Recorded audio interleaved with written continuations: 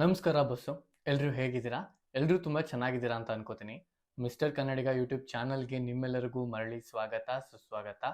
ಇವತ್ತು ನಾನು ನಿಮ್ಮ ಮುಂದೆ ಒಂದು ಷಡ್ಯಂತ್ರದಲ್ಲಿ ನಡೀತಿರೋ ಒಂದು ಷಡ್ಯಂತ್ರದ ಬಗ್ಗೆ ಮಾತಾಡೋದಕ್ಕೆ, ನಿಮಗೆ ಒಂದು ಕ್ಲಾರಿಟಿ ಕೊಡೋದಕ್ಕೆ, ಒಬ್ಬೊಬ್ರು ಒಂದೊಂದು ವರ್ಷನ್ ಎಲ್ಲ ಮಾತಾಡ್ತವ್ರೆ ಒಂದು ಕಾಂಟ್ರವರ್ಸಿ ಬಗ್ಗೆ. ಅದನ್ನ ನಿಮ್ಮ ಮುಂದೆ ಡೀಟೇಲ್ ಆಗಿ ಬಿಚ್ಚಿಡೋದಕ್ಕೆ ಮುಂದೆ ಬಂದಿದ್ದೀನಿ. ನಿಮ್ಮೆಲ್ರಿಗೂ ಗೊತ್ತಿರ್ಬೋದು, ಧರ್ಮಸ್ಥಳದಲ್ಲಿ ಒಂದು ಪ್ರಕರಣ ನಡೀತಿದೆ. ಆ ಪ್ರಕರಣವನ್ನ SIT ಇನ್ವೆಸ್ಟಿಗೇಟ್ ಮಾಡ್ತಿದೆ. ನೂರಾರು ಅಸಹಜ ಸಾವಿನಿಂದ ಮೃತಪಟ್ಟಿರುವ ಶವಗಳನ್ನ ಧರ್ಮಸ್ಥಳದ ಆಸುಪಾಸಿನಲ್ಲಿ ಹೂತಾಕಿದ್ದೀನಿ ಅಂತ ಒಬ್ಬ ವ್ಯಕ್ತಿ ಮುಂದೆ ಬರ್ತಾನೆ. ಅವನು ಮುಂದೆ ಬಂದು ಅದನ್ನ ಕೇಸ್ ಫೈಲ್ ಮಾಡಿದ ಮೇಲೆ ಅದ್ರ ಸುತ್ತ ದಗ ದಗ ದಗ ಅಂತ ಒಂದು ವಿಚಾರ ಹತ್ಕೊಳ್ಳುತ್ತೆ, ಒಂದು ಕಾಂಟ್ರವರ್ಸಿ ಬೆಳ್ಕೊಳ್ಳುತ್ತೆ. ಆ ವಿಚಾರ ರೀಜನಲ್ ಮೀಡಿಯಾ ಇಂದ ಹಿಡಿದು ನ್ಯಾಷನಲ್ ಮೀಡಿಯಾವರೆಗೂ ಸೌಂಡ್ ಆಗುತ್ತೆ. ಅದಾದ್ಮೇಲೆ ಸರ್ಕಾರ ಎಂಟ್ರಿಯಾಗಿ ಅದಕ್ಕೆ ಒಂದು SIT ಅಂತ ಕೂಡ ರಚನೆ ಮಾಡ್ತಾರೆ. ಈ ಧರ್ಮಸ್ಥಳದ ಪ್ರಕರಣದ ಮಾಹಿತಿಗಳನ್ನ, ಅಲ್ಲಿ ಏನ್ ನಡೀತಿದೆ, ಏನ್ ಆಗ್ತಿದೆ, SIT ಇನ್ವೆಸ್ಟಿಗೇಷನ್ ಹೇಗೆ ಹೋಗ್ತಿದೆ ಅನ್ನೋ ವಿಚಾರವನ್ನ ಜನಕ್ಕೆ ಪ್ರತಿದಿನ ಬಂದು ಆ ಮಾಹಿತಿ ಕೊಡ್ತಿದ್ದ ಯೂಟ್ಯೂಬರ್ಗಳ ಮೇಲೆ ಇವಾಗ ಒಂದು ಆರೋಪ ಕೇಳ್ಬರ್ತಿದೆ. ಯಾರ್ಯಾರು ಆ ಯೂಟ್ಯೂಬರ್ಗಳು ಧರ್ಮಸ್ಥಳದ ಪ್ರಕರಣದ ವಿಚಾರಗಳನ್ನ ಜನಕ್ಕೆ ತಲುಪಿಸೋ ಪ್ರಯತ್ನವನ್ನ ಪಡ್ತಿದ್ರಲ್ಲ, ಎಲ್ಲರೂ ಸೇಲ್ ಆಗ್ಬಿಟ್ಟಿದ್ದಾರೆ. ಅವರೆಲ್ರಿಗೂ ಫಂಡಿಂಗ್ ಆಗಿದೆ. ಅವರೆಲ್ಲರೂ ಧರ್ಮಸ್ಥಳದ ವಿರುದ್ಧವಾಗಿ ವಿಡಿಯೋಗಳನ್ನ ಮಾಡೋದಕ್ಕೆ ಕಾಸಿಸ್ಕೊಂಡಿದ್ದಾರೆ. ಈ ರೀತಿಯಾದಂತಹ ಒಂದು ಆರೋಪಗಳು ಅವರ ಮೇಲೆ ಕೇಳಿ ಬಂದಿದೆ. ಈ ಆರೋಪದಲ್ಲಿ ಆರೋಪ ಮಾಡಿಸ್ಕೋತಿರೋರು ಚಂದನ್ ಗೌಡ ಅವರು, ಆರೋಪ ಮಾಡ್ತಿರೋರು ಸುಮಂತ್ ಅಲಿಯಾಸ್ ಗೋಲ್ಡನ್ ಕನ್ನಡಿಗ. ಅಪ್ಪ ನೀನ್ ಪಾದಕ್ಕೊಂದ್ ಜೆರಾಕ್ಸು, ಬತ್ತೀವಿ ನಿನ್ನ ಹತ್ರನೂ ಬತ್ತೀವಿ, ಸ್ವಲ್ಪ ವೆಯ್ಟ್ ಕರೋ. ತನ್ನನ್ನ ತಾನು ಸ್ವಯಂ ಘೋಷಿತ ಧರ್ಮ ರಕ್ಷಕ ಅಂತ ಕರ್ಕೊಂಡಿರೋ ಗೋಲ್ಡನ್ ಕನ್ನಡಿಗ ಅಲಿಯಾಸ್ ಸುಮಂತ್ ಅವರು ಒಂದು ಆರೋಪ ಮಾಡ್ತಾರೆ. ನ್ಯೂಸ್ ಹಂಟ್ ಅನ್ನೋ ಒಂದು ಯೂಟ್ಯೂಬ್ ಚಾನಲ್ ಅಲ್ಲಿ ಮಂಜು ಗೌಡ ಅನ್ನೋರಿಗೆ ಕೊಟ್ಟಿರೋ ಒಂದು ಇಂಟರ್ವ್ಯೂಲಿ ಒಂದು ಆರೋಪ ಮಾಡ್ತಾರೆ. ಏನಂತ, ಧರ್ಮಸ್ಥಳ ಪ್ರಕರಣದಲ್ಲಿ ವಿಡಿಯೋ ಮಾಡೋದಕ್ಕೆ ನನಗೂ ಆಫರ್ ಬಂದಿತ್ತು, ವಿಡಿಯೋ ಮಾಡು, ನಿನಗೆ ಫಂಡ್ ಮಾಡ್ತೀವಿ, ನೀನ್ ಉಳ್ಕೊಳ್ಳೋದಕ್ಕೆ ಜಾಗ ಕೊಡ್ತೀವಿ, ನಿನ್ಗೆ ಏನೇನ್ ಸಪೋರ್ಟ್ ಬೇಕೆಲ್ಲ ಮಾಡ್ತೀವಿ, ನಾನು ಇನ್ವೆಸ್ಟಿಗೇಷನ್ ಮಾಡ್ತಿದ್ವಿ, ಆ ಇನ್ಫಾರ್ಮೇಶನ್ ನಿನಗೆ ಕೊಡ್ತೀನಿ, ನೀನ್ ಅದನ್ನ ವಿಡಿಯೋ ಮಾಡಿ ಜನಕ್ಕೆ ತಲುಪಿಸು ಅಂತ ಯುನೈಟೆಡ್ ಮೀಡಿಯಾ ಅಭಿಷೇಕ್ ಅವರು ಸುಮಂತ್ ಅವ್ರಿಗೆ ನ್ಯೂಸ್ ಅಲರ್ಟ್ ಚಂದನ್ ಗೌಡ ಅವರ ಬಟ್ಟೆ ಅಂಗಡಿ ಓಪನಿಂಗ್ ದಿವಸ ಓಪನ್ ಆಫರ್ ಕೊಟ್ಟಿದ್ದಾರೆ ಅಂತ ಸುಮಂತ್ ಗೌಡ ಅವರು ಆರೋಪವನ್ನ ಮಾಡ್ತಾರೆ. ಇದ್ರ ಜೊತೆಗೆ ಇವ್ರು ಇನ್ನ ಏನ್ ಹೇಳ್ತಿದ್ದಾರೆ ಅಂದ್ರೆ, ಅಭಿ ನನಗೆ ಆಫರ್ ಮಾಡಿರ್ಬೇಕಾದ್ರೆ ಚಂದನ್ ಗೌಡ್ರಿಗೆ ಆಫರ್ ಮಾಡಿರಲ್ವಾ, ಡೆಫಿನೆಟ್ ಆಗಿ ಚಂದನ್ ಗೌಡ್ರಿಗೆ ಆಫರ್ ಆಗಿದೆ. ಚಂದನ್ ಗೌಡ್ರಿಗೆ ಬರೋಬ್ಬರಿ 50 ಲಕ್ಷ ಫಂಡಿಂಗ್ ಆಗಿದೆ. ಅದಕ್ಕೆ ಅವ್ರು ಕಟ್ತಿರೋ ಕಾರಣ ಏನ್ ಗೊತ್ತಾ? ಅಲ್ಲ, ಚಂದನ್ ಗೌಡ್ರು 1.5 ವರ್ಷದಿಂದ ಎಲೆಕ್ಷನ್ ನಿಂತ್ಕೊಂಡಿದ್ರು, ಎಲೆಕ್ಷನ್ ಕ್ಯಾಂಪೇನ್ ಖರ್ಚು ಮಾಡೋಕ್ ದುಡ್ಡಿಲ್ಲ ಅಂತ ಕತ್ತಲ್ಲಿರೋ ಚೈನ್ ಅಡ ಮಾಡಿ 2 ಲಕ್ಷ ದುಡ್ಡು ತಗೊಂಡ್ರು. 1.5 ವರ್ಷದಲ್ಲಿ ಅವ್ರಿಗೆ ಚೈನ್ನ ಬಿಡಿಸ್ಕೊಂಡ್ರು, ಅಂಗಡಿ ಮಾಡಿದ್ದಾರೆ. ಅಂಗಡಿನೇ ಬರೋಬ್ಬರಿ 50 ಲಕ್ಷ ಐತೆ ಗುರು. ಅಷ್ಟೊಂದು ದುಡ್ಡು ಎಲ್ಲಿ ಬರ್ತದ ಅವ್ರಿಗೆ? ಒಂದು ಮಾತಿದೆ, ಇದು ಈ ರೌಡಿಸಮ್ ಅಲ್ಲಿ ಅಥವಾ ರಾಜಕೀಯದಲ್ಲಿ ಈ ಮಾತು ತುಂಬಾ ಸೂಟ್ ಆಗುತ್ತೆ. ಒಬ್ಬ ಶಿಷ್ಯ ಬೆಳಿಬೇಕು ಅಂದ್ರೆ ಅವನು ಒಂದು ಗುರುನೇ ತುಳ್ದೆ ಬೆಳಿಬೇಕಂತೆ. ಗುರುನ ತುಳಿದು ಬೆಳೆಯೋ ಶಿಷ್ಯನೇ ಗುರುಗಿಂತ ಗ್ರೇಟ್ ಅನ್ನೋ ತರ. ಒಬ್ಬ 14.5 ಲಕ್ಷ ಜನ ಸಬ್ಸ್ಕ್ರೈಬರ್ಸ್ ನ ಸಂಪಾದಿಸ್ಕೊಂಡಿರೋ ಒಬ್ಬ ಯೂಟ್ಯೂಬರ್ನ ಮಾನ ಮರ್ಯಾದಿನ ಒಬ್ಬ 8,000 ಜನ ಸಬ್ಸ್ಕ್ರೈಬರ್ಸ್ ಇರೋರು ಕಳೀತಾರೆ ಅಂದ್ರೆ ಇಲ್ಲಿ ಸಬ್ಸ್ಕ್ರೈಬರ್ಸ್ ವಿಚಾರ ಬರೋದಿಲ್ಲ. ಬಟ್ ನಾನು ಹೇಳ್ತಿರೋದೇನಂದ್ರೆ, ಇಂಪ್ಯಾಕ್ಟ್. ಒಬ್ಬ ಮನುಷ್ಯನ ಇಮೇಜ್ ನ ಎಂತೊಂದ್ ಬೇಕಾದ್ರೂ ಹಾಳು ಮಾಡ್ಬೋದು. ಅದು ಸತ್ಯನೋ ಸುಳ್ಳು ಅನ್ನೋದು ಸೆಕೆಂಡ್ರಿ, ಬಟ್ ಹಾಳು ಮಾಡ್ಬೋದು ಅನ್ನೋದಕ್ಕೆ ಇದೇ ನಿಜವಾದ ಲಿವಿಂಗ್ ಎಕ್ಸಾಂಪಲ್ ಅಂತ ಹೇಳ್ಬೋದು. ಈ ವಿಚಾರದ ಬಗ್ಗೆ ಮಾತಾಡೋಣ. ಅದಕ್ಕಿಂತ ಮುಂಚೆ ನಾನು ನಿಮಗೆ ಇನ್ನೂ ಒಂದು ವಿಚಾರ ಹೇಳ್ಬೇಕು. ಈ ಸುಮಂತ್ ಗೌಡ ಇದಾರಲ್ಲ, ಇವರು ಇದಕ್ಕಿಂತ ಮುಂಚೆ ಚಂದನ್ ಗೌಡ್ರ ವಿರುದ್ಧ ಆರೋಪ ಮಾಡೋದಕ್ಕಿಂತ ಮುಂಚೆ ಸಮೀರ್ ಅವರ ವಿರುದ್ಧ ಒಂದು ಆರೋಪ ಮಾಡ್ತಾರೆ. ಆ ಆರೋಪ ಹೇಗಿತ್ತಪ್ಪ ಅಂದ್ರೆ, ಸಮೀರ್ ಅವ್ರಿಗೆ ಹೆದರಿಕೆ ಆಯ್ತು ಅಥವಾ ಸಮೀರ್ ಅವ್ರಿಗೆ ಒಂದು ಗೊಂದಲ, ಕಳವಳ ಆಯ್ತೋ ಗೊತ್ತಿಲ್ಲ, ಸುಮಂತ್ ಗೌಡ ಅವರ ಮೇಲೆ ಕಾಪಿರೈಟ್ ಸ್ಟ್ರೈಕ್ ಹಾಕಿ ಅವರ ಚಾನೆಲ್ ನ ಹೊಗೆ ಹಾಕ್ಸ್ತಾರೆ. ಸೊ ಅವಾಗ ನೋಡಿದ ಪ್ರತಿಯೊಬ್ಬ ಜನಕ್ಕೂ ಅನ್ಸಿದೇನು, ಓ ಸುಮಂತ್ ಗೌಡ ಅಲಿಯಾಸ್ ಗೋಲ್ಡನ್ ಕನ್ನಡಿಗ ಅವರು ಹೇಳ್ತಿರೋದು ಕರೆಕ್ಟ್ ಆಗಿದೆ. ಇದೇ ಕಾರಣಕ್ಕೆ ಸಮೀರ್ ಅವರು ಹೆದರ್ಕೊಂಡು ಅವರ ಚಾನೆಲ್ ನ ವಿರುದ್ಧ, ಅವರ ಇನ್ಸ್ಟಾಗ್ರಾಮ್ ಪೇಜ್ ವಿರುದ್ಧ ಕಾಪಿರೈಟ್ ಸ್ಟ್ರೈಕ್ ಹಾಕಿ ಅವರ ಚಾನೆಲ್ ನ ಡಿಸೇಬಲ್ ಮಾಡಿಸಿದ್ದಾರೆ ಅಂತ ಅನ್ಕೋತಾರೆ. ಆದ್ರೆ ಇಲ್ಲಿರೋ ವಿಚಾರ ಏನಪ್ಪಾ ಅಂದ್ರೆ, ಸಮೀರ್ ಅವರ ವಿಚಾರದಲ್ಲಿ ಗೋಲ್ಡನ್ ಕನ್ನಡಿಗ ಹೇಳಿದ ಮಾತು ನಿಜ ಅಂದ ತಕ್ಷಣ ಚಂದನ್ ಗೌಡ ಅವರ ವಿಚಾರದಲ್ಲೂ ಗೋಲ್ಡನ್ ಕನ್ನಡಿಗ ಹೇಳ್ತಿರೋ ಮಾತು ನಿಜ ಆಗ್ಬೇಕು ಅಂತ ಏನಿಲ್ಲ. ಈ ಚಂದನ್ ಗೌಡ ಮತ್ತೆ ಸುಮಂತ್ ಗೌಡ ಅವರಿಗೆ ಒಂದು ಅವಿನಾಭಾವ ಸಂಬಂಧ ಇತ್ತು. ಹೆಂಗಪ್ಪ ಅಂದ್ರೆ, ಚಂದನ್ ಗೌಡ ಅವರು ಎಲೆಕ್ಷನ್ಗೆ ನಿಂತಾಗ ಈ ಸುಮಂತ್ ಗೌಡ ಅಲಿಯಾಸ್ ಗೋಲ್ಡನ್ ಕನ್ನಡಿಗ ಅವರು ಹೋಗಿ ಅವರಿಗೆ ಕ್ಯಾಂಪೇನ್ ಮಾಡಿ ಸಪೋರ್ಟ್ ಮಾಡ್ತಿದ್ರು. ಅವರ ಜೊತೆಗೆ ಈ ಯುನೈಟೆಡ್ ಮೀಡಿಯಾ ಅಭಿಷೇಕ್ ಅವರು ಕೂಡ ಚಂದನ್ ಗೌಡ ಅವ್ರ ಜೊತೆಗೆ ಎಡಿಟರ್ ಆಗಿ ಅವ್ರ ಚಾನೆಲ್ ಅಲ್ಲಿ ಕೆಲಸ ಮಾಡ್ತಿದ್ರು. ಈ ಒಂದು ಲಿಂಕ್ ಅಲ್ಲಿ ಈ 3 ಜನ ಕನೆಕ್ಟ್ ಆಗ್ತಾರೆ ಒಬ್ರಿಗೊಬ್ರು, ಸರಿ ಅಲ್ವಾ?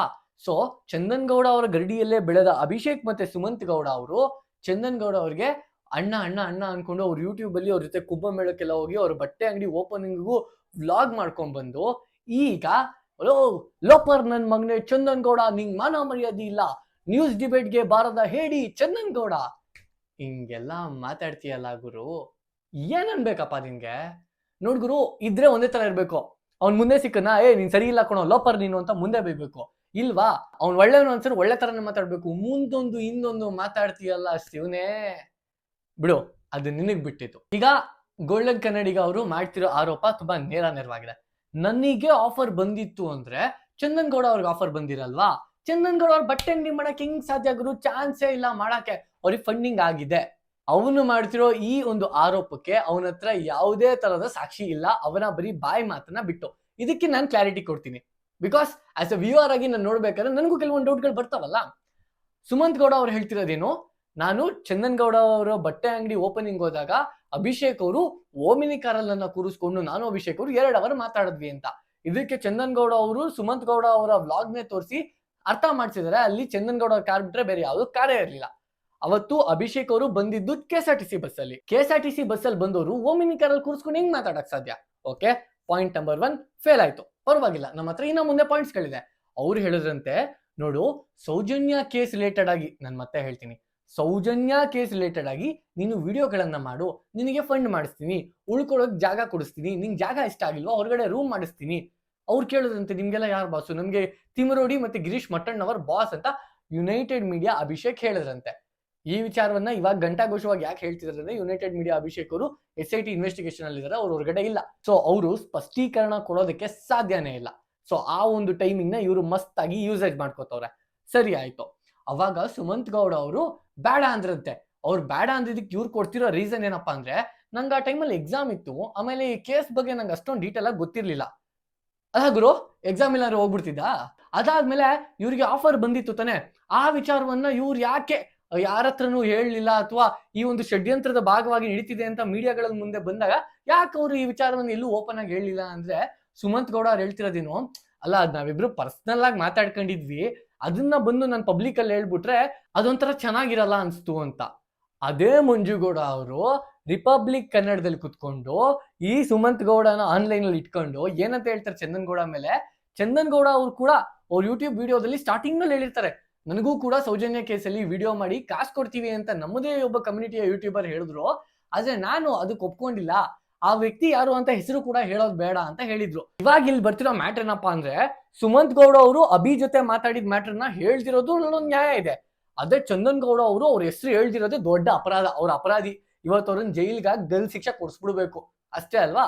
ಅಂಡ್ ಇನ್ನೊಂದು, ಅವ್ರು ಹೇಳ್ತಿರೋದೇನು, ಚಂದನ್ ಗೌಡ ಅವ್ರು ಅವಾಗ ಹಾಕಿರೋ ವಿಡಿಯೋ ನೀವು ಡೌನ್ಲೋಡ್ ಮಾಡ್ಕೊಂಡ್ಬಿಟ್ಟು ತೋರಿಸ್ಕೊಂಡು ಯಾಕೆ ಬರ್ತಾ ಇಲ್ಲ ಈ ವಿಡಿಯೋ ಯೂಟ್ಯೂಬ್ ಅಲ್ಲಿ ಡಿಲೀಟ್ ಮಾಡ್ಬಿಟ್ಟವ್ರು ಅವರು, ಕೇಳಿ ಯಾಕೆ ಅವ್ರು ತಪ್ಪು ಮಾಡಿಲ್ಲ ವಿಡಿಯೋ ಇಟ್ಕೋಬೇಕು ಅಂತ ತಾನೆ ಅಂತ ಹೇಳ್ತಿದ್ದಾರೆ. ಸ್ವಾಮಿ, ಆ ಒಂದು ಕ್ಷೇತ್ರದ ತುಂಬಾ ದೊಡ್ಡವರು ಕೋರ್ಟಿಂದ ಒಂದು ಇಂಜೆಕ್ಷನ್ ಆರ್ಡರ್ ಅನ್ನ ತಂದು ಆ ಒಂದು ವಿಡಿಯೋಗಳ ಲಿಸ್ಟ್ ಅಲ್ಲಿ ಚಂದನ್ ಗೌಡ ಅವರ ಈ ಒಂದು ವಿಡಿಯೋ ಕೂಡ ಇದೆ ಅಂತ ಅವ್ರ ವಿಡಿಯೋದಲ್ಲಿ ಹೇಳಿದ್ದಾರೆ. ಇದನ್ನ ನೀವು VPN ಹಾಕೊಂಡು ಚೆಕ್ ಮಾಡಿ, VPN ಹಾಕೊಂಡು ಕೂಡ ಚೆಕ್ ಮಾಡಿ ಬರ್ಲಿಲ್ಲ ಅಂದ್ರೆ ಆಮೇಲೆ ಮಾತಾಡಿ. ಅಲ್ಲ, ನೀವು ಯೂಟ್ಯೂಬ್ ಯೂಸ್ ಮಾಡ್ತೀರಾ, ಅರ್ಥ ಮಾಡ್ಕೋಬೇಕು. ಸುಮ್ನೆ ಮೀಡಿಯಾದಲ್ಲಿ ಕುತ್ಕೊಂಡು ಮಾತಾಡ್ತಿದೀನಿ ಅನ್ನೋ ಮಾತಾಡೋ ಬರ್ದಲ್ಲಿ ಏನೇನೋ ಮಾತಾಡಿದ್ರೆ ತಪ್ಪಾಯ್ತದೆ. ಮಾತಾಡೋ ವಿಚಾರದಲ್ಲಿ ಒಂದು ಅರ್ಥ ಇರಬೇಕು, ಒಂದು ತೂಕ ಇರಬೇಕು. ಇನ್ನು ಈ ಒಂದು ವಿಚಾರದಲ್ಲಿ ನಾನೇನಕ್ಕೆ ಚಂದನ್ ಗೌಡ ಅವರ ಪರ ನಿಂತ್ಕೊಂಡು ಮಾತಾಡ್ತಿದ್ದೀನಿ ಅಂದ್ರೆ, ಧರ್ಮಸ್ಥಳದ ಪ್ರಕರಣ ಶುರುವಾದಾಗ ಅವರು ಸ್ಟಾರ್ಟಿಂಗ್ ಅಲ್ಲಿ ವಿಡಿಯೋ ಹಾಕಿರ್ಲಿಲ್ಲ. ಯಾವಾಗ ನಾವು ವಿಶಾಲ ಹೃದಯದ ಕನ್ನಡಿಗರು ಹೋಗಿ ಅವರ ಕಮೆಂಟ್ ಸೆಕ್ಷನ್ ಅಲ್ಲಿ ಆ ಮಗ, ಈ ಮಗ, ಬಾ ಮಗ, ನಿಂಗ್ ಮಾನ ಮರ್ಯಾದೆ ಇಲ್ವಾ, ನೀವ್ ಗಂಡಸ್ರ ಅಂತೆಲ್ಲ ಕಮೆಂಟ್ ಸೆಕ್ಷನ್ ನಲ್ಲಿ ಕಮೆಂಟ್ ಗಳು ಹಾಕಿದ್ರೆ ಎಂತವನ್ಗೂ ಉರಿತದ ಸ್ವಾಮಿ. ಅವರು ಹೋಗಿ ವಿಡಿಯೋಗಳನ್ನ ಮಾಡಿದ್ರು. ಆದ್ರೆ ನಾನು ಅವರ ಪ್ರತಿಯೊಂದು ವಿಡಿಯೋದ ವ್ಯೂವರ್ ಆಗಿ ಹೇಳ್ತಿದ್ದೀನಿ, ಎದೆ ಮುಟ್ಕೊಂಡು ಹೇಳ್ತಿದ್ದೀನಿ, ಇದುವರೆಗೂ ಒಂದು ವಿಡಿಯೋದಲ್ಲಿ ಕೂಡ ಅವ್ರ SIT ಇನ್ವೆಸ್ಟಿಗೇಷನ್ ಏನ್ ಹಾಕ್ತಿದೆ, ಯಾವ ಲಾಯರ್ಗಳು ಏನೇನ್ ಪ್ರೆಸ್ ನೋಟ್ ರಿಲೀಸ್ ಮಾಡಿದ್ದಾರೆ, ಯಾವ ವೆಬ್ಸೈಟ್ ಅಲ್ಲಿ ಏನೇನ್ ಇನ್ಫಾರ್ಮೇಶನ್ ಗಳು ಬಂದಿದೆ, ಅಂಡ್ ಆ ಒಂದು ಸ್ಥಳದಲ್ಲಿ ಪ್ರತ್ಯಕ್ಷ ದರ್ಶಿಗಳಾಗಿ ನಿಂತು ವಿಡಿಯೋ ಮಾಡಿದವರು ಫೂಟೇಜ್ ಅಲ್ಲಿ ಏನೇನ್ ತೋರಿಸಿದ್ದಾರೆ, ಇದಿಷ್ಟನ್ನ ಬಿಟ್ಟು ಯಾವುದೇ ಒಬ್ಬ ವ್ಯಕ್ತಿಯ ಹೆಸರನ್ನಾಗ್ಲಿ ಅಥವಾ ಯಾವುದೇ ಒಂದು ಕುಟುಂಬದ ಹೆಸರನ್ನಾಗ್ಲಿ ಅವರು ತಗೊಂಡಿಲ್ಲ, ಅಥವಾ ನೇರವಾಗಿ ಯಾರನ್ನು ಆರೋಪಿ ಸ್ಥಾನದಲ್ಲಿ ನಿಲ್ಸಿಲ್ಲ. ಸಮೀರ್ ಅವ್ರು ಹೇಳಿರೋ ತರ ಯಾವುದೇ ಒಬ್ಬ ವ್ಯಕ್ತಿಯ ಹೆಸರನ್ನ ತಗೊಂಡು ಇವರು ನಕಲಿ ಅಂತ ಹೇಳಿಲ್ಲ. ಅಂಡ್ ಈ ವಿಚಾರದಲ್ಲಿ ಗೋಲ್ಡನ್ ಕನ್ನಡಿಗ ಅವ್ರು ಹೇಳೋದು ಏನ್ ಗೊತ್ತಾ, ನನ್ಗೂ ಆಫರ್ ಮಾಡಿದ್ದಾರೆ ಅಂದ್ರೆ ಚಂದನ್ ಗೌಡ ಅವ್ರಿಗೆ ಕೂಡ ಆಫರ್ ಮಾಡಿರ್ತಾರೆ. ಅಲ್ಲ ಗುರು, ನೀನ್ ಆಫರ್ ನ ರಿಜೆಕ್ಟ್ ಮಾಡಿರ್ತೀಯ ಅಂದ್ರೆ ಚಂದನ್ ಗೌಡ್ರು ಕೂಡ ಆಫರ್ ನ ರಿಜೆಕ್ಟ್ ಮಾಡಿರ್ಬೋದಲ್ವಾ? ಓ ಹಂಗಾರೆ ಬಟ್ಟೆ ಅಂಗಡಿ ಇಟ್ಬಿಟ್ರೆ ಆಫರ್ ನ ಅಕ್ಸೆಪ್ಟ್ ಮಾಡಿ 50 ಲಕ್ಷ ದುಡ್ಡು ತಗೊಂಡ್ಬಿಟ್ಟವ್ರೆ ಅಂತ. ಇವಾಗ ಬಂದು ಏಕಾಏಕಿಯಾಗಿ ಸುಖ ಸುಮ್ನೆ ಒಂದು ಆರೋಪನ ಮಾಡ್ತಿದ್ಯಲ್ಲ, 50 ಲಕ್ಷ ಕೊಟ್ಟು ಒಂದು ಬಟ್ಟೆ ಅಂಗಡಿ ಇಟ್ಟಿದ್ದಾರೆ ಅಂತ, ಅವ್ರು 50 ಲಕ್ಷನೇ ಕೊಟ್ಟು ಆ ಬಟ್ಟೆ ಅಂಗಡಿ ಮಡಗಿದ್ದಾರೆ ಅಂತ ನಿನ್ಗೆ ಯಾರು ಹೇಳಿದ್ದು? Point number 1. ಪಾಯಿಂಟ್ ನಂಬರ್ 2, ಅದಕ್ಕೆ 50 ಲಕ್ಷನೇ ಖರ್ಚಾಗೈತೆ ಅಂತ ನಿನಗೆ ಹೆಂಗ್ ಗೊತ್ತಾಯ್ತು? ಏನ್ 2 ಫ್ಲೋರ್ ಬಟ್ಟೆ ಅಂಗಡಿ ಇಟ್ಟು ಅದಕ್ಕೆಲ್ಲ ಇಂಟೀರಿಯರ್ ಡಿಸೈನ್ ಮಾಡಿಸಿ ಬಟ್ಟೆಗಳು ತಂದಿಟ್ಬಿಟ್ರೆ ಅದಕ್ಕೆ 50 ಲಕ್ಷ ಆಗ್ಬಿಡುತ್ತೆ. ಅದು ನಿನ್ನ ಒಂದು ಅಂದಾಜು. ಸರಿ ಆಯ್ತು. ನಿನಗೆ ಅವ್ರ ಆದಾಯನೇ ಗೊತ್ತಿಲ್ಲದೆ ಅವ್ರಿಗಾಗಿರೋ ಫಂಡಿಂಗ್ ದುಡ್ಡಿಂದ ಅವ್ರ ಅಂಗಡಿ ಇಟ್ಟಿದ್ದಾರೆ ಅಂತ ಹೇಗೆ ನೇರವಾಗಿ ಆರೋಪ ಮಾಡ್ತೀಯ? ನಿಂಗೆ ಹೆಂಗ್ ಗೊತ್ತು ಗುರು? ಅವ್ರ ಅಮ್ಮನ ಒಡವೆ ಇಸ್ಕೊಂಡು ಅಡ ಇಟ್ಟಿರ್ಬೋದು, ಅವ್ರ ಹೆಂಡತಿ ಒಡವೆ ಇಸ್ಕೊಂಡು ಅಡ ಇಟ್ಟಿರ್ಬೋದು, ಅಥವಾ ಯಾರ ತನ್ನ ಕೈ ಸಲ ಮಾಡ್ತಂದಿರ್ಬೋದು. ಅವ್ರಿಗೆ 50 ಲಕ್ಷ ದುಡ್ಡು ಬಂದಿರೋ ಅಕೌಂಟ್ ಸ್ಟೇಟ್ಮೆಂಟ್ ನಿನ್ನ ಹತ್ರ ಐತಾ? ಅಥವಾ 50 ಲಕ್ಷ ದುಡ್ಡನ್ನ ನಾವೇ ಕೊಟ್ಟಿದೀವಿ ಅಂತ ಯಾರು ಹೇಳಿರೋದು ನಿಂಗಿದ್ಯಾ? ಫಂಡಿಂಗ್ ಮಾಡ್ತೀವಿ ಅಂತ ಹೇಳಿರೋ ಅಭಿ ಮಾತ್ ನಿನ್ನ ಹತ್ರ ಇದೆ. ಅವ್ನು ಎಷ್ಟು ಕೊಡ್ತೀನಿ ಅಂತ ನಿನ್ಗೆ ಹೇಳಿದ್ನಾ? ಅಥವಾ ಚಂದನ್ ಗೌಡ್ರಿಗೂ ಆಫರ್ ಕೊಟ್ಟಿದೀವಿ, ಅವರು ಅಕ್ಸೆಪ್ಟ್ ಮಾಡೋರೆ, ನೀವಿಬ್ರು ಜೊತೆಗೆ ಸೇರ್ಕೊಂಡು ವಿಡಿಯೋ ಮಾಡಿ ಅಂತ ಹೇಳೋರ? ಇಲ್ಲ. ಒಬ್ಬ ವ್ಯಕ್ತಿ ಮೇಲೆ ಯಾವುದೇ ಒಂದು ಆಧಾರ ಇಲ್ಲದೆ ಸುಖ ಸುಮ್ಮನೆ ಒಂದು ವಿಡಿಯೋಗಳನ್ನ ಮಾಡಿ ಆರೋಪ ಮಾಡ್ತಿರಲ್ಲ, ಫೇಮಸ್ ಆಗ್ಬೇಕು, ಸಬ್ಸ್ಕ್ರೈಬರ್ಸ್ ಬರ್ಬೇಕು, ಫಾಲೋವರ್ಸ್ ಬರ್ಬೇಕು, ನಾವು ಟ್ರೆಂಡಿಂಗ್ ಅಲ್ಲಿ ಬರ್ಬೇಕು ಅಂತ. ಗುರು, ನನಗೂ ಆಸೆ ಇದೆ ಗುರು, ನಾನು ಫೇಮಸ್ ಆಗ್ಬೇಕು, ಟ್ರೆಂಡಿಂಗ್ ಅಲ್ಲಿ ಬರ್ಬೇಕು ಅಂತ. ಅದಕ್ಕೆ ಇಂಥ ಅಸಹ್ಯವಾದ ಕೆಲಸನ ನಾವು ಮಾಡಲ್ಲ. ಒಬ್ಬ ವ್ಯಕ್ತಿ ಬಗ್ಗೆ ಹಿಂದೂ ಮುಂದೆ ಗೊತ್ತಿಲ್ಲದೆ ನಾವು ಮಾತಾಡಕ್ ಹೋಗ್ಬಾರ್ದು. ಅಂಟಿಲ್ ಅಂಡ್ ಅನ್ಲೆಸ್ ಅವನು ತಪ್ಪು ಮಾಡ್ತಿದ್ದಾನೆ ಅಥವಾ ಅವ್ನು ಮಾಡ್ತಿರೋ ಕೆಲಸ ಸರಿ ಇಲ್ಲ ಅಂತ ನಮಗ್ ಅರ್ಥ ಆಗೋವರೆಗೂ. ತಪ್ಪು ಅಂತ ಗೊತ್ತಾದ್ರೆ ಯಾವನ್ ಬೇಕಾದ್ರೂ ಪ್ರಶ್ನೆ ಮಾಡ್ಬೋದು. ಆದ್ರೆ ತಪ್ಪೇ ಮಾಡ್ತಿರೋ ವ್ಯಕ್ತಿ ಮೇಲೆ ನೀನ್ ಮಾಡ್ತಿರೋ ಕೆಲಸ ತಪ್ಪು ಅಂತ ತಪ್ಪಾಗಿ ಮಾತಾಡೋದೈತಲ್ಲ, ಅದು ದೊಡ್ಡ ತಪ್ಪು. ಸರಿ, ನಿನ್ ಲೆಕ್ಕಕ್ಕೆ ಬರೋಣ ಗುರು. ಚಂದನ್ ಗೌಡ್ರಿಗೆ ಫಂಡಿಂಗ್ ಆಗಿದೆ. ಈಗ ನಮಗೂ ಯಾರೋ ಹೇಳೋರೆ ಅಥವಾ ಜನ ಮಾತಾಡ್ಕೋತವ್ರೆ, ಗೋಲ್ಡನ್ ಕನ್ನಡಿಗೂ ಫಂಡಿಂಗ್ ಆಗಿದೆ, ಒಂದಷ್ಟು ದುಡ್ಡು ಕೊಟ್ಟವ್ರೆ, ಅದಕ್ಕೆ ಧರ್ಮಸ್ಥಳದ ಪರವಾಗಿ ವಿಡಿಯೋ ಮಾಡ್ತವ್ರೆ ಅಂತ. ನಾನು ಧರ್ಮ ರಕ್ಷಕ, ಧರ್ಮನ ಕಾಪಾಡ್ತೀನಿ ಅಂತೆಲ್ಲ ಹೇಳ್ಕೊಂಡು ವಿಡಿಯೋಗಳು ಮಾಡ್ಕೊಂಡು ಇವಾಗ ಮುಂದೆ ಬಂದಿದ್ಯಲ್ಲ ಗುರು, ಇಷ್ಟು ದಿವಸ ಎಲ್ಲೋಗಿದ್ದೆ? ಅಭಿ ನಿನಗೆ ಆ ವಿಡಿಯೋ ಮಾಡೋ ಕಾಸು ಕೊಡ್ತೀನಿ ಅಂತ ಹೇಳಿದ್ದು ಲಾಂಗ್ ಬ್ಯಾಕ್, ತುಂಬಾ ಹಿಂದೆ. ಅದಾದ್ಮೇಲೆ ಧರ್ಮಸ್ಥಳ ಕೇಸ್ ಶುರುವಾಗುತ್ತೆ, ಅದ್ರ ಸುತ್ತ ಒಂದಷ್ಟು ಕಾಂಟ್ರವರ್ಸಿಗಳು ಬಿಲ್ಡ್ ಆಗುತ್ತೆ, ಮೀಡಿಯಾದಲ್ಲಿ ಸೌಂಡ್ ಮಾಡುತ್ತೆ, ಅದು ಷಡ್ಯಂತ್ರ ಅಂತ ಗೊತ್ತಾಗುತ್ತೆ. ಅಲ್ಲಿವರೆಗೂ ಸುಮ್ಮನಿದ್ದವನು ಇವಾಗ ಯಾಕೆ ಬಂದು ಅಭಿ ನನಗೆ ಆಫರ್ ಕೊಟ್ಟಿದ್ದ ಅಂದ್ರೆ ಚಂದನ್ ಗೌಡ್ರಿಗೂ ಆಫರ್ ಕೊಟ್ಟಿರ್ಬೋದು ಅಂತ ಯಾಕಂದೆ? ಯಾಕೆ ಇಷ್ಟು ದಿವಸ ಸೈಲೆಂಟ್ ಆಗಿದ್ದು ಯಾವಾಗ ಇಡೀ ಕೇಸು ಅವ್ರ ಕಡೆ ತಿರುಕೊಂತೋ ಅವಾಗ ಇದ್ರ ಮಧ್ಯೆ ನಾನು ಕೂಡ ಬೇಳೆ ಬೇಯಿಸ್ಕೊಳ್ಳೋಣ ಅನ್ಕೊಂಡ? ಅಥವಾ ಸುಖ ಸುಮ್ನೆ ಅವ್ರ ಮೇಲೆ ಆರೋಪ ಮಾಡಿದ್ರೆ ಅಷ್ಟೊಂದು ಗ್ರಿಪ್ ಇರಲ್ಲ, ಜನ ನನ್ನ ನಂಬಲ್ಲ, ಅದೇ ಚಂದನ್ ಗೌಡ್ರ ಮೇಲೆ ಆರೋಪ ಮಾಡಿದ್ರೆ ನಂಬ್ಬಿಡ್ತಾರೆ, ಯಾಕಂದ್ರೆ ನಾನು ಅವ್ರ ಜೊತೆನೆ ಓಡಾಡ್ಕೊಂಡಿದ್ನಲ್ಲ, ಇಕ್ ಬಿಡೋಣ ಹಿಂದೆ ಬಗ್ನಿ ಗೂಟನ ಅಂತ ಅನ್ಕಂಡ? ಸಮೀರ್ ಅವರ ವಿಚಾರದಲ್ಲಿ ಸುಮಂತ್ ಗೌಡ್ರೆ, ನೀವು ಮಾಡಿರೋ ಕೆಲಸ ತುಂಬಾ ಶ್ಲಾಘನೀಯ, ತುಂಬಾ ದೊಡ್ಡದು, ಅದನ್ನ ಅಪ್ರಿಶಿಯೇಟ್ ಮಾಡುವಂಥದ್ದು. ಹಾಗಂತ ಸಮೀರ್ ವಿಚಾರದಲ್ಲಿ ಒಂದ್ ವಿಕೆಟ್ ಹೊಡೆದ್ಬಿಟ್ಟೆ, ಇನ್ನೊಂದ್ ಬಾಲ್ ಹೊಡೆದು ಬಿಡೋಣ, ಬಿದ್ರೆ ಬೀಳ್ಲಿ ವಿಕೆಟ್ ಅಂತ ಚಂದನ್ ಗೌಡ್ರ ವಿರುದ್ಧ ಒಂದ್ ಬಾಲ್ ಎಸೆದ್ರಿ ಗೊತ್ತಾ?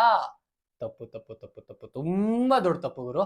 ಇದನ್ನ ಮಾತ್ರ ಅಷ್ಟು ಈಸಿಯಾಗಿ ತಗೊಳಕ್ಕಾಗಲ್ಲ. ಇಂಥವ್ರನ್ನ ಮಾತನ್ನ ಕಟ್ಕೊಂಡು ಇಷ್ಟು ದಿವಸ ಮನುಷ್ಯ ಹೇಳಿದ್ನೆಲ್ಲ ಕೇಳ್ಕೊಂಡು ಗ್ರೇಟ್ ಸಾರ್, ಸೂಪರ್ ಸಾರ್, ಅಣ್ಣ ದೇವ್ರು ನೀವು ಈಗೆಲ್ಲ ಅನ್ಕೊಂಡು ಈಗ ಏಕ್ದಮ್ ಹೋಗಿ ಆ ಮನುಷ್ಯನ ಕಮೆಂಟ್ ಸೆಕ್ಷನ್ ಅಲ್ಲಿ ಅಕ್ಕ, ಅಮ್ಮ, ಅಣ್ಣ, ತಮ್ಮ ಏನೇನೆಲ್ಲ ಬೈತಿದ್ದೀರಾ ಗುರು. ನಾನು ಒಂದು ಮಾತು ಹೇಳ್ತೀನಿ, ಮನ್ಸು ಮುಟ್ಕೊಂಡು ಹೇಳ್ತೀನಿ. ಒಬ್ಬ ವ್ಯಕ್ತಿ ತಪ್ಪು ಮಾಡ್ತಿದ್ದಾನೆ ಅಥವಾ ಅವ್ನು ಮಾಡ್ತಿರೋ ಕೆಲಸ ಸರಿ ಇಲ್ಲ ಅಂದ್ರೆ ಅವನಿಗೆ ಉಗಿರಿ, ಮಕ್ಕುಗಿರಿ, ವರ್ಷಗಳಂಗ್ ಉಗಿರಿ. ಅವನಮ್ಮ, ಅವನ ಅಕ್ಕ, ಅವನ ತಂಗಿ, ಅವನ ಹೆಂಡತಿ, ಇವ್ರುಗಳೆಲ್ಲ ಏನ್ ಮಾಡಿದಾರೆ ನಿಮ್ಗೆ? ಇವಾಗ ಚಂದನ್ ಗೌಡ್ರ ವಿಚಾರದಲ್ಲಿ ಕೂಡ ಆಗಿರೋದು ಅದೇ. ಎಷ್ಟು ಪರ್ಸನಲ್ ಆಗಿ ಅಟ್ಯಾಕ್ ಮಾಡಿದೀರಾ ಅಂದ್ರೆ, ಆ ಮನುಷ್ಯ ಇಷ್ಟು ವರ್ಷದಿಂದ ಸಂಪಾದಿಸ್ಕೊಂಡ್ ಬಂದಿರೋದನ್ನ ಯಾರೋ ಒಬ್ಬ ಬಂದು ಏನೋ ಒಂದು ಸಾಕ್ಷಿ ಇಲ್ಲದ ಆರೋಪ ಮಾಡ್ದ ಅಂತ ಅದನ್ನ ಸುಖ ಸುಮ್ಮನೆ ನಂಬಿಬಿಟ್ಟು ನೀವ್ ಈ ರೀತಿ ಬಕ್ರ ಆಗಿದ್ರ. ಅವ್ರು ಅದನ್ನ ಹೇಳ್ತಿರೋದು, ನೀವು ಧರ್ಮಸ್ಥಳದ ವಿಚಾರದಲ್ಲಿ ಯಾರೋ ಒಬ್ಬ ಬಂದು ಸಾಕ್ಷಿ ಇಲ್ಲದೆ ಸುಮ್ಮನೆ AI ವಿಡಿಯೋ ಮಾಡ್ಬಿಟ್ಟ, ಅದನ್ನ ನೀವು ನಂಬ್ಕೊಂಡು ಧರ್ಮಸ್ಥಳ ಅನ್ನೋ ಒಂದು ಪುಣ್ಯ ಕ್ಷೇತ್ರದ ವಿರುದ್ಧ ಒಂದು ಆರೋಪದ ಸರಮಾಲೆನೇ ಹರಿಸಿ ಧರ್ಮಸ್ಥಳ ಅನ್ನೋ ಒಂದು ಧಾರ್ಮಿಕ ಕ್ಷೇತ್ರಕ್ಕೆ ಒಂದು ಧಕ್ಕೆನ ಉಂಟು ಮಾಡಿದ್ದಾರೆ ಅಂತ. ಆ ರೀತಿ ಯಾರೇ ಮಾಡಿದ್ರು ಅವನ ವಿರುದ್ಧ ಕಠಿಣವಾದ ಕ್ರಮ ಆಗಬೇಕು. ಯಾಕಂದ್ರೆ ಅವರವರ ಧಾರ್ಮಿಕತೆ, ಅವರವರ ಒಂದು ಗೌರವ, ಅವರವರ ಒಂದು ಹೆಮ್ಮೆ ಆಗಿರುತ್ತೆ. ಇನ್ ಕೇಸ್ ಚಂದನ್ ಗೌಡ್ರಿಗೆ ಫಂಡಿಂಗ್ ಆಗಿದೆ ಅಂತಾನೆ ಇಟ್ಕೊಳ್ಳಿ ಗುರು, SIT ಅವ್ರು ಇಷ್ಟ ಬಿಡ್ತಿದ್ರಾ? SIT ಅವ್ರು ಇಷ್ಟ ಬಿಡ್ತಿದ್ರು ಕೂಡ ಅದು ಲೀಕ್ ಆಗ್ದಂಗೆ ಇರ್ತಿತ್ತಾ? ಲೀಕ್ ಆಗ್ದಂಗೆ ಇದ್ದಿದ್ರು ಕೂಡ ಚಂದನ್ ಗೌಡ್ರು ಇಷ್ಟು ರಾಜಾರೋಷವಾಗಿ ಬಂದು ಮಾತಾಡಕ್ ಆಗ್ತಿತ್ತಾ? ಇನ್ ಕೇಸ್ ಚಂದನ್ ಗೌಡ್ರಿಗೆ ಮಾನ ಮರ್ಯಾದಿನ ಬಂದು ಮಾತಾಡ್ತವ್ರೆ ಅಂತ ಇಟ್ಕೊಳ್ಳೋಣ. ಸುಮಂತ್ ಗೌಡ್ರು ಇದನ್ನ ಹೇಳ್ತವ್ರಲ್ಲ, ಪ್ರೂಫ್ ಕೊಡ್ಬೇಕಲ್ವಾ? ಪ್ರೂಫ್ ಕೊಡದೆ ಮಾತಾಡ್ತವ್ರೆ ಅಂದ್ರೆ ಅದು ಆರೋಪ. ಸೊ ಆ ಆರೋಪನ ಅವ್ರು ಪ್ರೂವ್ ಮಾಡೋವರೆಗೂ ಇವ್ರಿಗೆ ಬೈಬೇಡಿ, ಪ್ರೂವ್ ಮಾಡಿಲ್ಲ ಅಂದ್ರೆ ಇವ್ರಿಗೆ ಬೈದೇ ಇರ್ಬೇಡಿ. ಚಂದನ್ ಗೌಡ್ರು ಈ ವಿಚಾರದಲ್ಲಿ ಅವರ ಮೇಲೆ ನೀವು ಮಾಡಿರೋ ಆರೋಪ ಸುಳ್ಳು ಅಂತ ಪ್ರೂವ್ ಮಾಡೋದ್ರಲ್ಲಿ ಅವ್ರೇನಾದ್ರು ಸಫಲರಾದ್ರೆ ಇದರ ವಿರುದ್ಧ ಒಂದು ಲೀಗಲ್ ಕಾನ್ಸಿಕ್ವೆನ್ಸ್ ನ ನೀವು ತುಂಬಾ ಕಠಿಣವಾಗಿ ಫೇಸ್ ಮಾಡ್ಬೇಕಾಗತ್ತೆ. ಇದಕ್ಕೆ ರೆಡಿ ಆಗಿರಿ ಅಂತ ಹೇಳ್ತೀನಿ ಅಷ್ಟೇ. ಇದಿಷ್ಟು ಹೇಳ್ತಾ ಇವತ್ತಿನ ವಿಡಿಯೋನ ಇಲ್ಲಿಗೆ ಮುಗಿಸ್ತಾ ಇದೀನಿ. ಮತ್ತೆ ಸಿಗೋಣ ಮುಂದಿನ ವಿಡಿಯೋದಲ್ಲಿ. ಟಿಲ್ ದೆನ್ ನಮ್ಮನ್ನ ಸ್ವಲ್ಪ ಮಿಸ್ ಮಾಡ್ಕೋತಾರಿ. ನಮ್ಮ ಚಾನೆಲ್ನ ಕಂಟೆಂಟ್ಗಳು ನಿಮ್ಗೆ ಇಷ್ಟ ಆದರೆ ಫ್ರೆಂಡ್ಸ್ ಅಂಡ್ ಫ್ಯಾಮಿಲಿ ಕೂಡ ಶೇರ್ ಮಾಡಿ. ಈ ತರ ಒಂದು ಚಾನಲ್ ಇದೆ, ಸಬ್ಸ್ಕ್ರೈಬ್ ಆಗಿ ಅಂತ ಹೇಳಿ. ಸಿಗೋಣ. ಟಿಲ್ ದೆನ್ ಬಾಯ್.